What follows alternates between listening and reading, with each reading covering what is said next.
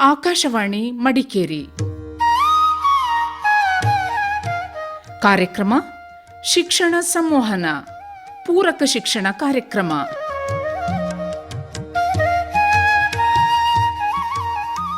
ಕೇಳಿ ಶಿಕ್ಷಣ ಸಂವಹನ.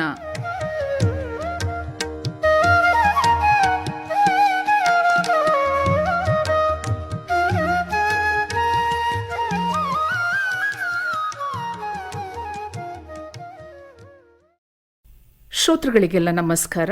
ಇಂದಿನ ಶಿಕ್ಷಣ ಸಂವಹನ ಕಾರ್ಯಕ್ರಮಕ್ಕೆ ಎಲ್ರಿಗೂ ಕೂಡ ಪ್ರೀತಿಪೂರ್ವಕ ಸ್ವಾಗತ. ಶ್ರೋತೃಗಳೇ, ಮೌಲ್ಯಯುತ ಶಿಕ್ಷಣ ಎಂದರೇನು, ಮೌಲ್ಯಯುತ ಶಿಕ್ಷಣ ಪಡೆದುಕೊಳ್ಳುವುದರಿಂದ ವಿದ್ಯಾರ್ಥಿಗಳಿಗೆ ಆಗುವ ಪ್ರಯೋಜನವೇನು ಅನ್ನೋದರ ಬಗ್ಗೆ ಈಗ ವಿಷಯ ಮಂಡನೆಯನ್ನ ಮಾಡ್ತಾ ಇದ್ದಾರೆ ನಿವೃತ್ತ ಮುಖ್ಯೋಪಾಧ್ಯಾಯಿನಿಯಾಗಿರುವಂತಹ ಶ್ರೀಮಂಗಲದ ಕಟ್ಟೆರ ಸುಶೀಲಾ ಅಚ್ಚಪ್ಪ ಅವರು. ಮೇಡಮ್, ತಮಗೆ ಕಾರ್ಯಕ್ರಮಕ್ಕೆ ಸ್ವಾಗತ.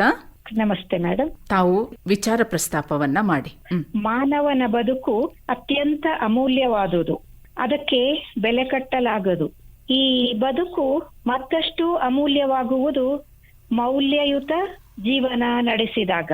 ಸತ್ಯಸಂಧತೆ, ಪ್ರಾಮಾಣಿಕತೆ, ನ್ಯಾಯಪರತೆ, ಪರೋಪಕಾರ, ನಿಷ್ಠೆ, ಶ್ರದ್ಧೆ ಇತ್ಯಾದಿ ಗುಣಗಳನ್ನ ಬದುಕಿನಲ್ಲಿ ಅಳವಡಿಸಿಕೊಳ್ಳುವಂತೆ ಮಕ್ಕಳನ್ನ ತಿದ್ದಿ ತೀಡಿ ನೀಡುವ ಶಿಕ್ಷಣವೇ ಮೌಲ್ಯ ಶಿಕ್ಷಣ. ಒಳಿತು ಯಾವುದು, ಕೆಡುಕು ಯಾವುದು ಎನ್ನುವ ಅರಿವು ಬರಬೇಕಾದರೆ ಮಕ್ಕಳು ತಪ್ಪು ಮಾಡಬೇಕು.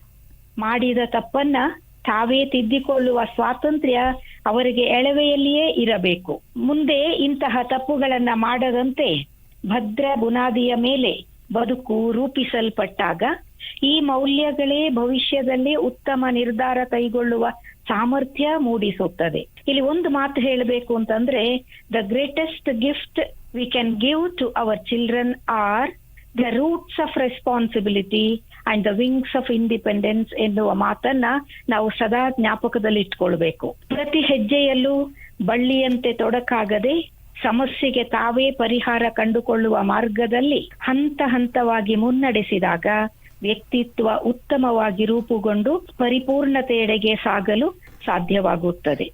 ಈಗ ತತ್ವಜ್ಞಾನಿ ಜಾನ್ ಮಿಲ್ಟನ್ ಒಂದು ಮಾತು ಹೇಳ್ತಾರೆ.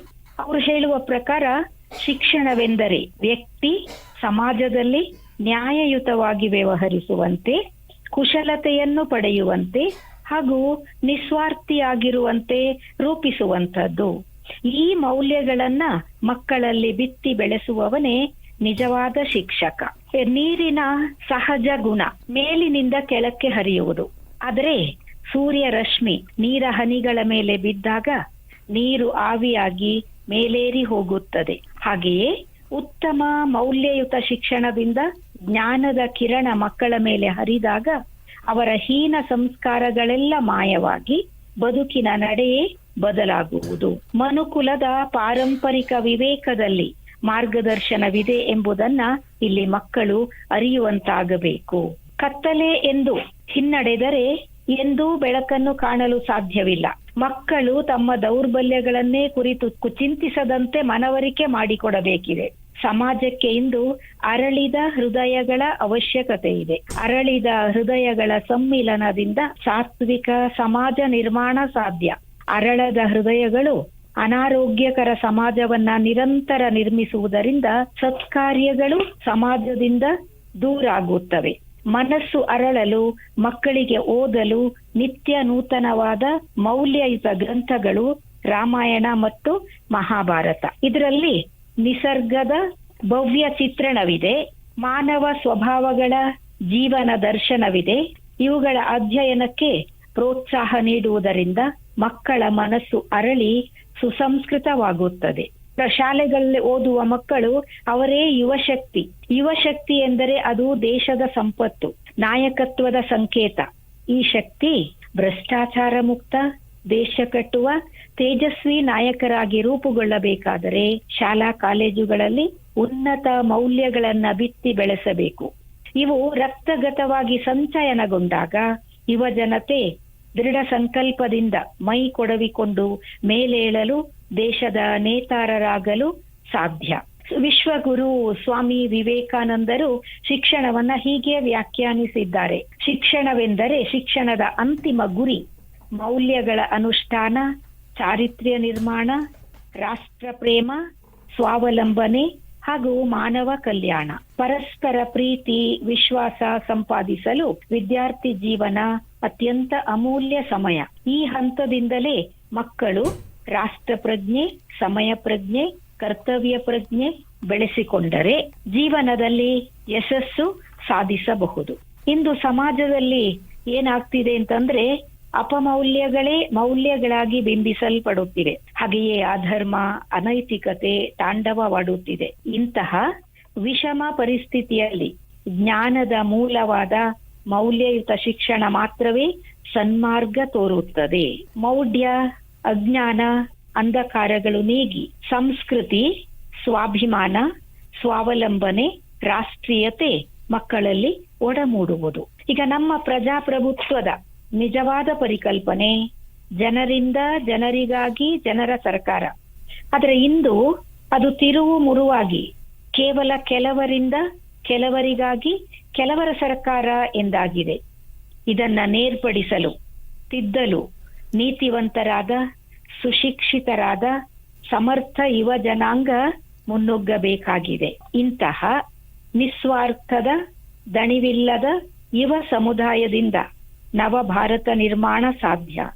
ಈಗ ಸಸ್ಯಗಳಿಗೆ ನೀರು, ಗೊಬ್ಬರ ಸಿಂಪಡಿಸಿದರೆ ಅದು ಮಹಾವೃಕ್ಷವಾಗುವಂತೆ ಮಕ್ಕಳಿಗೆ ಎಳವೆಯಲ್ಲಿ ಉತ್ತಮ ಸಂಸ್ಕಾರದ ಪಾಠ ಹೇಳಿದರೆ ಅವರು ಸಮಾಜದಲ್ಲಿ ಆದರ್ಶ ವ್ಯಕ್ತಿಗಳಾಗುತ್ತಾರೆ. ದೈಹಿಕ ದುಡಿಮೆ ಉತ್ತಮ ಆರೋಗ್ಯದ ರಾಯಭಾರಿ. ಯಾವ ಮನುಷ್ಯ ದುಡಿಯಲಾರನೋ ಅವನು ಊಟ ಮಾಡಲಿಕ್ಕೂ ಬಾಧ್ಯಸ್ಥನಾಗಲಾರನು ಎಂದು ಬೈಬಲ್ನಲ್ಲಿ ಒಂದು ಕಡೆ ಹೇಳಿದೆ. ಹಾಗಾಗಿ ಬಸವಣ್ಣನವರ ಕಾಯಕವೇ ಕೈಲಾಸ ತತ್ವದಂತೆ ದುಡಿದು ಜೀವಿಸುವುದನ್ನ ಮಕ್ಕಳಿಗೆ ತಿಳಿ ಹೇಳಬೇಕು. ಜೊತೆಗೆ ಪರಿಸರ ಸ್ವಚ್ಛತೆಯ ನಾಗರಿಕ ಪ್ರಜ್ಞೆ, ಪರಿಸರ ಸಂರಕ್ಷಣೆ, ಅದರ ಒಟ್ಟೊಟ್ಟಿಗೆ ಪರಿಸರದ ಸಹಜೀವಿಗಳ ಸಂರಕ್ಷಣೆಯ ಬದ್ಧತೆ ವಿದ್ಯಾರ್ಥಿ ದಿಸೆಯಿಂದಲೇ ಒಡಮೂಡಬೇಕು. ಪ್ರತಿಭಟನೆ, ಹರತಾಳಗಳ ಹೆಸರಿನಲ್ಲಿ ನಮ್ಮದೇ ತೆರಿಗೆ ಹಣದ ಸಾರ್ವಜನಿಕ ಆಸ್ತಿ ಪಾಸ್ತಿಗಳಿಗೆ ಹಾನಿಯಾಗದಂತೆ ನಡೆದುಕೊಳ್ಳುವ ಸಹನೆ, ಜವಾಬ್ದಾರಿ ನಮ್ಮ ಮಕ್ಕಳಲ್ಲಿ ಬೆಳೆದು ಬರಬೇಕಾಗಿದೆ. ಹಸಿವು ಅನ್ನದ ದಾರಿ ತೋರಿದರೆ ಸೋಲು ಗೆಲುವಿನ ಬಾಗಿಲು ತೋರಿಸುತ್ತದೆ. ಆತ್ಮಹತ್ಯೆ ಯಾವುದೇ ಸಮಸ್ಯೆಗೆ ಪರಿಹಾರವಲ್ಲ, ಈಸಬೇಕು, ಇದ್ದು ಜಯಿಸಬೇಕು ಎಂಬ ಬದುಕಿನ ಮೂಲ ಮಂತ್ರ ಮಕ್ಕಳಿಗೆ ಅರಿವಾಗಬೇಕು. ಈಗ ವಿದ್ಯಾರ್ಥಿ ದಿಸೆಯಲ್ಲಿ ಚಿಕ್ಕವರಾಗಿದ್ದಾಗ ಅಥವಾ ಮಾರ್ಗದರ್ಶನದ ಕೊರತೆಯಿಂದಲೋ ಅಥವಾ ಇನ್ನಾವುದೋ ಕಾರಣದಿಂದ ಒಂದು ಸಲ ಮನಸ್ಸನ್ನ ಸಡಿಲ ಬಿಟ್ಟು ಎಂತಹದೋ ಪರಿಸ್ಥಿತಿಗೆ ಕಟ್ಟು ಬಿದ್ದು ಒಂದು ಸಾರಿ ಕೆಟ್ಟ ಅಭ್ಯಾಸ ರೂಢಿಸಿಕೊಂಡರೆ ಮತ್ತೆ ಮನಸ್ಸನ್ನ ಹಸನುಗೊಳಿಸಲು ಸಾಹಸ ಪಡಬೇಕಾಗುತ್ತದೆ. ಹಾಗಾಗಿ ಚಿಕ್ಕಂದಿನಿಂದಲೇ ಮಕ್ಕಳನ್ನ ನ್ಯಾಯ, ನೀತಿ, ಶ್ರದ್ಧೆ, ಭಕ್ತಿ, ಗೌರವದ ಕಟ್ಟಳೆಗಳ ವಿಹಿತವಾದ ಚೌಕಟ್ಟಿನಲ್ಲಿ ಶಿಕ್ಷಣ ನೀಡಿದಲ್ಲಿ ಮಕ್ಕಳು ಸನ್ಮಾರ್ಗದಲ್ಲಿ ಸಾಗಲು, ಮುಂದೆ ದೇಶದ ಸತ್ಪ್ರಜೆಗಳಾಗಲು ಸಾಧ್ಯ. ಈಗ ನಾವು ಒಂದು ಉದಾಹರಣೆ ನೋಡೋದಾದ್ರೆ, ಒಬ್ಬ ತರುಣ ಶಿಕ್ಷಣದಲ್ಲಿ ರ್ಯಾಂಕ್ ವಿಜೇತ ಅಂತ ಇಟ್ಕೊಳ್ಳಿ. ಅವನಲ್ಲಿ ನೈತಿಕತೆ ಇಲ್ಲದೆ ಹೋದರೆ ಸಮಾಜ ಕಂಟಕನಾಗಬಹುದು. ಅತ್ಯುತ್ತಮ ಸಾಮರ್ಥ್ಯವುಳ್ಳ ಒಬ್ಬ ಉದ್ಯೋಗಿ ಅತಿ ಸ್ವಾರ್ಥಿಯು, ಸಂಕುಚಿತ ಮನೋಭಾವದವನೂ ಆದರೆ ಅಂಥವರಿಂದ ಸಮಾಜ ಯಾವ ನಿರೀಕ್ಷೆಗಳನ್ನಿಟ್ಟುಕೊಳ್ಳಲು ಸಾಧ್ಯ ಹೇಳಿ? ನ್ಯಾಯಪರತೆ, ಕರ್ತವ್ಯ ಬದ್ಧತೆ, ಗುರು ಹಿರಿಯರಲ್ಲಿ ಗೌರವ ಭಾವನೆ ಇಲ್ಲದ ವ್ಯಕ್ತಿ ಎಷ್ಟೇ ಸಮರ್ಥನಾದರೂ ಅವನಿಂದ ದೇಶಕ್ಕೆ, ಸಮಾಜಕ್ಕೆ ಪ್ರಯೋಜನ ಆಗಲಾರದು. ಇಲ್ಲಿ ಒಂದು ಮಾತನ್ನ ನಾವು ನೆನಪಿಟ್ಟುಕೊಳ್ಬೇಕು. Ability without nobility leads to criminality ಎಂಬ ಮಾತಿನ ಸತ್ಯಾಂಶವನ್ನ ಅರಿಯಲೇಬೇಕಾಗಿದೆ. ಹಾಗಾಗಿ ಜಾತಿ, ಮತ, ಧರ್ಮಗಳ ಭೇದವಿಲ್ಲದೆ ಎಲ್ಲರಿಗೂ ಹೊಂದುವ ಕೆಲವೊಂದು ಮೌಲ್ಯಗಳನ್ನ ಮಕ್ಕಳಲ್ಲಿ ಮೂಡಿಸಿ ಅವರ ಬದುಕು ಸಾರ್ಥಕ ಪಥದಲ್ಲಿ ಮುನ್ನಡೆಯುವಂತೆ ಬದುಕಿಗೆ ಉಪಯುಕ್ತವಾದ ವ್ಯಕ್ತಿತ್ವ ನಿರ್ಮಾಣ, ರಾಷ್ಟ್ರ ಪ್ರೇಮಕ್ಕೆ ಕಾರಣವಾಗುವ ಅಂಶಗಳು ಇಂದಿನ ಶಿಕ್ಷಣ ಕ್ರಮದಲ್ಲಿರಬೇಕು. ಈ ಪ್ರಾಥಮಿಕ ಶಿಕ್ಷಣ ಬದುಕಿಗೆ ಅಡಿಪಾಯವಿದ್ದಂತೆ ಭದ್ರ ತಳಹದಿಯ ಮೇಲೆಯೇ ಬಲಿಷ್ಠ ವ್ಯಕ್ತಿತ್ವ ನಿರ್ಮಾಣ ಸಾಧ್ಯ. ಈ ಹಂತದಲ್ಲಿ ಬದುಕಿನ ಉತ್ತಮ ಮೌಲ್ಯಗಳನ್ನ ಬಿತ್ತಿ ಬೆಳೆಸಿದರೆ ವ್ಯಕ್ತಿತ್ವ ಸುಂದರವಾಗಿ ರೂಪುಗೊಳ್ಳುತ್ತದೆ. ಇನ್ನೊಂದು ಮಾತಿದೆ ನಮ್ಮಲ್ಲಿ, ಜನಜನಿತವಾದಂತ ಮಾತು, ಗಿಡವಾಗಿ ಬಗ್ಗದ್ದು ಮರವಾಗಿ ಬಗ್ಗೀತೆ. ಈ ಮಾತಿನಂತೆ ಚಿಕ್ಕ ಪ್ರಾಯದಿಂದಲೇ ಬಾಗುವ ಬಳುಕುವ ಸಂಸ್ಕಾರಯುತ ಶಿಕ್ಷಣ ಇಂದಿನ ಅಗತ್ಯತೆಯಾಗಿದೆ. ಗುರು ಹಿರಿಯರಲ್ಲಿ ಭಕ್ತಿ ಗೌರವ ಎಳವೆಯಿಂದಲೇ ಒಡಮೂಡಬೇಕು. ಇಂದು ವೃದ್ಧಾಶ್ರಮಗಳ ಸಂಖ್ಯೆ ಏರುತ್ತಲೇ ಇದೆ. ಅಲ್ಲಿಗೆ ಎಸೆಯಲ್ಪಡುವ ಹಿರಿತಲೆಗಳ ಸಂಖ್ಯೆಯೂ ಹೆಚ್ಚುತ್ತಿದೆ. ತಾನು ಹುಟ್ಟಿ ಬೆಳೆದ ವಾತಾವರಣ, ಪಾಲಿಸಿ ಪೋಷಿಸಿದ ತಂದೆ ತಾಯಿಗಳು, ಪಾಠ ಹೇಳಿದ ಗುರುಗಳು, ಇವರನ್ನು ಗೌರವದಿಂದ ಕಾಣುವ ಗುಣ ಅತ್ಯಂತ ಮುಖ್ಯ. ಪಾಶ್ಚಿಮಾತ್ಯ ದೇಶಗಳಲ್ಲಿ ದುಡಿದು ಕೈತುಂಬ ಸಂಪಾದಿಸುವ ಕನಸುಗಳನ್ನ ಬಿತ್ತದೆ, ಉದ್ಯೋಗಕ್ಕಾಗಿಯೇ ಶಿಕ್ಷಣ ಎಂದು ಪರಿಗಣಿಸದೆ ದೇಶದ ಉತ್ತಮ ಪ್ರಜೆಯಾಗುವ ನಿಟ್ಟಿನಲ್ಲಿ ಸುಂದರ ವ್ಯಕ್ತಿತ್ವ ರೂಪಿಸುವ, ಎಲ್ಲಕ್ಕೂ ಮಿಗಿಲಾಗಿ ಮಾನವೀಯ ಮೌಲ್ಯಗಳ ಅನುಷ್ಠಾನಕ್ಕಾಗಿ ಶಿಕ್ಷಣ ನೀಡಬೇಕಾಗಿದೆ. ಮಕ್ಕಳು ಭವಿಷ್ಯದ ಆರೋಗ್ಯ, ಶಿಕ್ಷಣ, ನೈತಿಕ ಮೌಲ್ಯ ಇತ್ಯಾದಿಗಳನ್ನ ಗಮನದಲ್ಲಿಟ್ಕೊಂಡು ತಮಗೆ ತಾವೇ ಕೆಲವೊಂದು ಇತಿಮಿತಿಗಳನ್ನು ಅಳವಡಿಸಿಕೊಳ್ಳುವಂತಹ ಭರಪೂರ ಮೌಲ್ಯ ಶಿಕ್ಷಣ ಅವರಿಗಿಂದು ದೊರೆಯಬೇಕಾಗಿದೆ. ನಾವು ಶಾಲಾ ಕಾಲೇಜುಗಳಲ್ಲಿ ರಾಷ್ಟ್ರೀಯ ನಾಯಕರ ಬಗ್ಗೆ ತಿಳಿ ಹೇಳುತ್ತೇವೆ. ಉದಾಹರಣೆಗೆ ಗಾಂಧೀಜಿಯವರು ಪ್ರೌಢಶಾಲೆಯಲ್ಲಿ ಓದುತ್ತಿದ್ದಾಗ ಶಾಲೆಗೆ ವಿಷಯ ಪರಿವೀಕ್ಷಕರು ಬಂದಿದ್ದರು.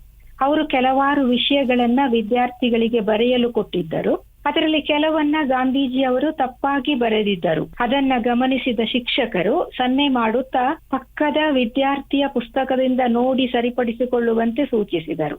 ಆದರೆ ಗಾಂಧೀಜಿ ಅದನ್ನ ಮಾಡಲಿಲ್ಲ. ಇವಿಷ್ಟನ್ನೇ ಮಕ್ಕಳಿಗೆ ತಿಳಿಸುತ್ತೇವೆ. ಅದರೊಳಗಿನ ಗಟ್ಟಿ ನಿರ್ಧಾರಗಳನ್ನು ಮಕ್ಕಳ ಮನ ಮುಟ್ಟುವಂತೆ ತಿಳಿಸಬೇಕು. ಒಂದನೆಯದಾಗಿ ನಕಲು ಮಾಡುವುದು ತಪ್ಪು. ಎರಡನೆಯದಾಗಿ ಗುರುಗಳು ತರಗತಿಯಲ್ಲಿರುವುದು ಮಕ್ಕಳು ನಕಲು ಮಾಡುವುದನ್ನ ತಡೆಯಲು, ಮತ್ತು ಮೂರನೆಯದಾಗಿ ವಿಷಯ ಪರಿವೀಕ್ಷಕರು ಬರೆಯಲು ಕೊಟ್ಟದ್ದು ಮಕ್ಕಳು ಎಷ್ಟು ಕಲಿತಿದ್ದಾರೆ ಎಂಬುದನ್ನು ಪರೀಕ್ಷಿಸಲು ಬದಲಾಗಿ ನಕಲು ಮಾಡಿಯಾದರೂ ಅವರವರ ಬರವಣಿಗೆಯ ಸಾಮರ್ಥ್ಯವನ್ನ, ವಿಷಯ ಗ್ರಹಿಕೆಯ ಬುದ್ಧಿವಂತಿಕೆಯನ್ನ ತೋರ್ಪಡಿಸುವ ಚಮತ್ಕಾರವನ್ನ ಅರಿಯಲು ಅಲ್ಲ ಎಂಬುದನ್ನ ಗಾಂಧೀಜಿ ಬಲವಾಗಿ ನಂಬಿದ್ದರು. ಈ ಅಂಶಗಳನ್ನು ಒತ್ತಿ ಹೇಳುವುದರ ಮೂಲಕ ಅದು ಮಕ್ಕಳಲ್ಲಿ ಪ್ರಾಮಾಣಿಕತೆ, ನೈಜವಾಗಿ ಒಡಮೂಡಲು ಸಾಧ್ಯವಾಗುತ್ತದೆ. ನಾವಿಂದು ಸಮಾಜದಲ್ಲಿನ ಕೌಟುಂಬಿಕ ವಿಚಾರಗಳನ್ನ ಅವಲೋಕಿಸಿದಾಗ ಅಂದು ಮತ್ತು ಇಂದಿನ ಕುಟುಂಬದಲ್ಲಿನ ಬದಲಾವಣೆಗಳು ಸ್ಪಷ್ಟವಾಗಿ ಗೋಚರಿಸುತ್ತವೆ. ಹಿಂದೆಲ್ಲ ಇದ್ದದ್ದು ಅವಿಭಕ್ತ ಕುಟುಂಬ. ಅಲ್ಲಿ ಅಜ್ಜ, ಅಜ್ಜಿ, ತಂದೆ ತಾಯಿ, ಒಡ ಹುಟ್ಟಿದವರುಗಳ ಮಧ್ಯೆ ಬೆಳೆಯುತ್ತಿದ್ದ ಮಕ್ಕಳು ಕುಟುಂಬದ ಹಂತದಿಂದಲೇ ಸಾಮಾಜೀಕರಣಗೊಳ್ಳುತ್ತಿದ್ದರು. ಅಜ್ಜಿಯ ನೀತಿ ಕಥೆಗಳನ್ನು ಕೇಳುತ್ತಾ, ಮಹಾಪುರುಷರ ಕಥೆಗಳನ್ನ ಕೇಳುತ್ತಾ, ವೀರ ವನಿತೆಯರ ಪರಾಕ್ರಮಗಳ ಬಗ್ಗೆ ಅರಿಯುತ್ತಾ ಮಕ್ಕಳ ಮನಸ್ಸು ವಿಕಾಸಗೊಳ್ಳುತ್ತಿತ್ತು. ಆದರೆ ಇಂದು ಕುಟುಂಬಗಳು ಒಡೆದು ಅವಿಭಕ್ತ ಕುಟುಂಬ ಎಂದರೇನೆಂದೇ ಮಕ್ಕಳಿಗೆ ಅರಿಯದು. ತಂದೆ ತಾಯಿ ಇಬ್ಬರೂ ಉದ್ಯೋಗಸ್ಥರಾಗಿದ್ದರೆ ಆ ಮನೆಯಲ್ಲಿ ಮಕ್ಕಳ ವಿದ್ಯಾಭ್ಯಾಸ ಕೇವಲ ಸಾಂಪ್ರದಾಯಿಕವಾಗಿ ನಡೆಯುತ್ತದೆಯೇ ಹೊರತು ಹಲವು ಭಾವನಾತ್ಮಕ ವಿಚಾರಗಳು ರೂಪುಗೊಳ್ಳಲು ಅವಕಾಶಗಳೇ ಇರುವುದಿಲ್ಲ. ಹಾಗಾಗಿ ಈ ಎಲ್ಲ ಜವಾಬ್ದಾರಿ ಇಂದು ಶಾಲೆಗಳ ಮೇಲೆ, ಶಿಕ್ಷಕರ ಮೇಲೆಯೇ ಅವಲಂಬಿತವಾಗಿದೆ. ಉತ್ತಮ ಶಿಕ್ಷಕ ರಾಷ್ಟ್ರ ರಕ್ಷಕ. ಈ ಶಿಕ್ಷಕ ಪ್ರತಿ ಶಾಲೆಯ ಆಧಾರ ಸ್ತಂಭ.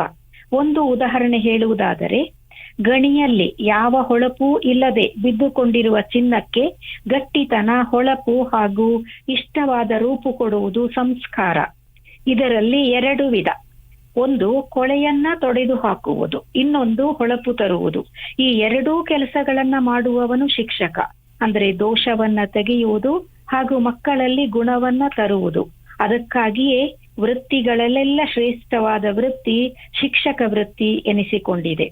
ಇನ್ನು ಪುಣ್ಯಕೋಟಿಯ ಕಥೆಯನ್ನ ರಾಗವಾಗಿ ಹಾಡಿ ಮಕ್ಕಳಿಂದ ಚಪ್ಪಾಟೆ ಗಿಟ್ಟಿಸಿಕೊಳ್ಳುವಂತೆಯೇ ಅದರಲ್ಲಿ ಅಡಗಿರುವ ಮೌಲ್ಯಗಳಿಗೂ ಒತ್ತು ನೀಡಿದಾಗ ಪದ್ಯ ಕಲಿಕೆಯ ನಡುವೆಯೇ ಮಕ್ಕಳು ಕೊಟ್ಟ ಮಾತಿಗೆ ತಪ್ಪಿ ನಡೆಯಬಾರದು, ಸತ್ಯಸಂಧರಾಗಿರಬೇಕು ಎಂಬುದನ್ನ ಮನನ ಮಾಡಿಕೊಳ್ಳಲು ಸಾಧ್ಯವಾಗುತ್ತದೆ.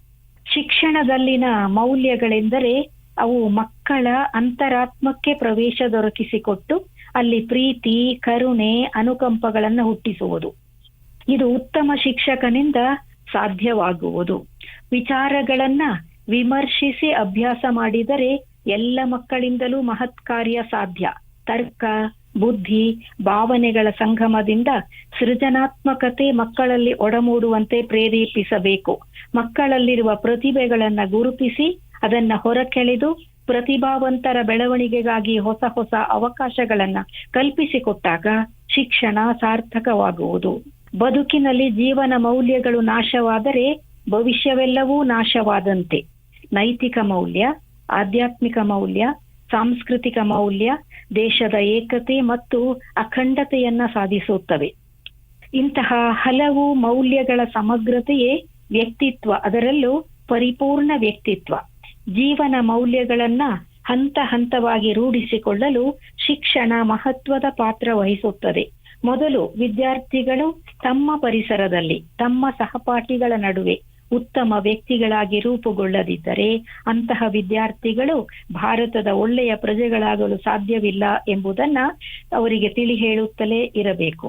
ಮತ್ತೆ ಶಿಸ್ತು ವಿದ್ಯಾರ್ಥಿ ಜೀವನದ ಬೆನ್ನೆಲುಬು. ಈ ಶಿಸ್ತು ಮಕ್ಕಳ ಅಂತರಾಳದಿಂದ ಬರಬೇಕು. ಬೆಳಿಗ್ಗೆ ಏಳುವುದರಿಂದ ಪ್ರಾರಂಭಿಸಿ ರಾತ್ರಿ ಮಲಗುವವರೆಗೂ ದಿನದ ಪ್ರತಿ ಕೆಲಸದಲ್ಲೂ ಶಿಸ್ತಿರಬೇಕು.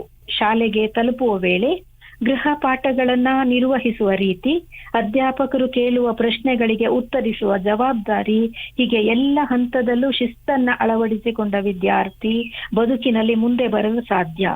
ಈ ದಿಸೆಯಲ್ಲಿ ಉತ್ತಮ ಮಾರ್ಗದರ್ಶನ ನೀಡಿದರೆ ಮಕ್ಕಳು ಶಿಸ್ತಿನ ಸಿಪಾಯಿಗಳಾಗುವುದರ ಜೊತೆಗೆ ಆತ್ಮವಿಶ್ವಾಸ ಬೆಳೆದು ಬರುತ್ತದೆ. ಈ ಶಿಸ್ತುಬದ್ಧ ಜೀವನವೇ ಯಶಸ್ಸಿನ ಗುಟ್ಟು. ಗುರು ಎನ್ನುವ ಮಾತಿನ ಅರ್ಥವೇ ಅಂಧಕಾರವನ್ನು ಹೋಗಲಾಡಿಸುವವನು. ರಾಷ್ಟ್ರ ಸಂಸ್ಕೃತಿಯ ಚತುರ ಮಾಲಿಯೂ ಅವನೇ. ಪರಿಶ್ರಮದಿಂದ ಶಿಷ್ಯನನ್ನು ಎಳೆದೆಳೆದು ರಾಷ್ಟ್ರ ರಕ್ಷಕ ಶಕ್ತಿಯಾಗಿ ಒಬ್ಬ ಶಿಕ್ಷಕ ರೂಪಿಸುತ್ತಾನೆ. ಜೀವನದ ಅಡಿಗಲ್ಲುಗಳಾದ ಸತ್ಯ, ಧರ್ಮ, ಶಾಂತಿ, ಪ್ರೇಮ, ಅಹಿಂಸೆ, ದಾನ, ಸೇವೆ ಇವೇ ಮೊದಲಾದ ಮೌಲ್ಯಗಳು ಮಕ್ಕಳಲ್ಲಿ ಚಿಕ್ಕಂದಿನಿಂದಲೇ ಒಡಮೂಡಲು ಗುರುವಿನ ಪಾತ್ರ ಹಿರಿದಾದದ್ದು. ಗ್ರಂಥಾಲಯ ಜ್ಞಾನದ ನಿಧಿ. ವಿದ್ಯಾರ್ಥಿಗಳ ಪಾಲಿಗೆ ದೇವಾಲಯವಿದ್ದಂತೆ. ಈ ಗ್ರಂಥಾಲಯದ ಮಹತ್ವದ ಬಗ್ಗೆ ತಿಳಿ ಹೇಳಿ ಓದುವ ಹವ್ಯಾಸವನ್ನ ಪ್ರಾಥಮಿಕ ಹಂತದಿಂದಲೇ ಬೆಳೆಸಬೇಕು. ಮೊಬೈಲ್ ಬಳಕೆ ಕಡಿಮೆಗೊಂಡಾಗ ಮಕ್ಕಳಲ್ಲಿನ ಚಿಂತನಾ ಶಕ್ತಿಯನ್ನ ವೃದ್ಧಿಸುವ ಓದು ಪ್ರಮುಖವಾಗುತ್ತದೆ.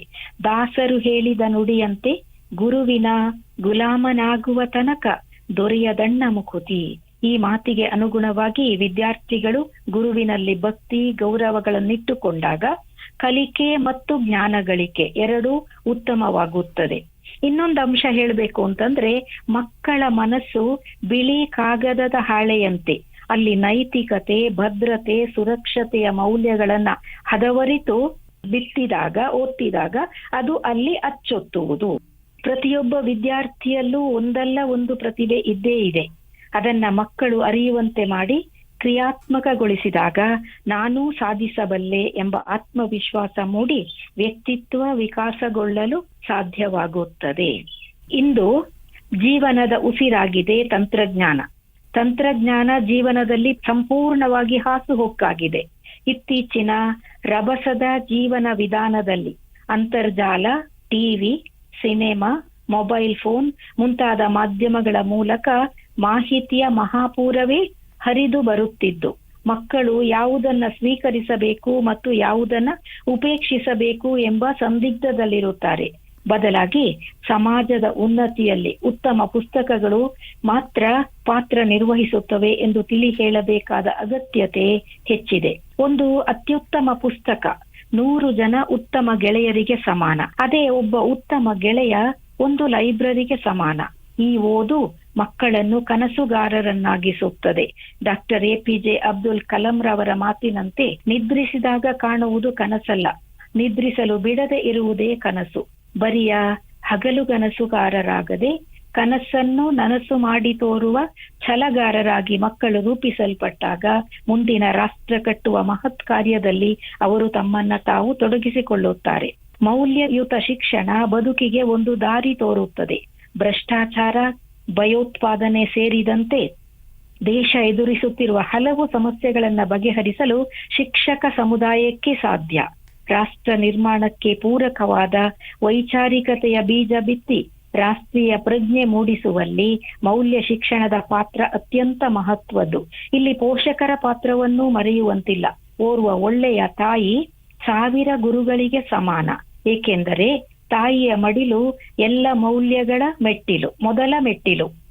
ಮಾತು, ನಡತೆ, ಸ್ವಭಾವ, ಆಚಾರ ಶುದ್ಧಿ, ಉಚ್ಚಾರ ಶುದ್ಧಿ, ವ್ಯವಹಾರ ಶುದ್ಧಿ ಈ ಎಲ್ಲವನ್ನು ಎಚ್ಚರಿಕೆಯಿಂದ ಬಳಸುವ, ಕಾಯುವ ಮೊದಲ ಪಾಠಶಾಲೆಯಾದ ಮನೆಯಿಂದಲೇ ಆರಂಭವಾಗಬೇಕು. ಮೌಲ್ಯಯುತ ಶಿಕ್ಷಣದ ಬಗ್ಗೆ ಇದುವರೆಗೆ ಮಾತನಾಡಿದವರು ನಿವೃತ್ತ ಮುಖ್ಯೋಪಾಧ್ಯಾಯಿನಿ ಶ್ರೀಮಂಗಲದ ಕಟ್ಟೇರ ಸುಶೀಲಾ ಅಚ್ಚಪ್ಪ ಅವರು.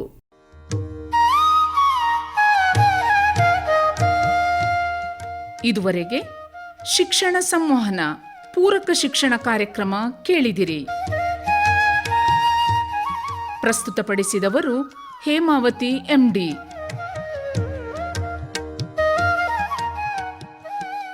ಈ ಕಾರ್ಯಕ್ರಮ ಆಕಾಶವಾಣಿ ಮಡಿಕೇರಿ ಕೇಂದ್ರದಿಂದ ಮೂಡಿಬಂತು.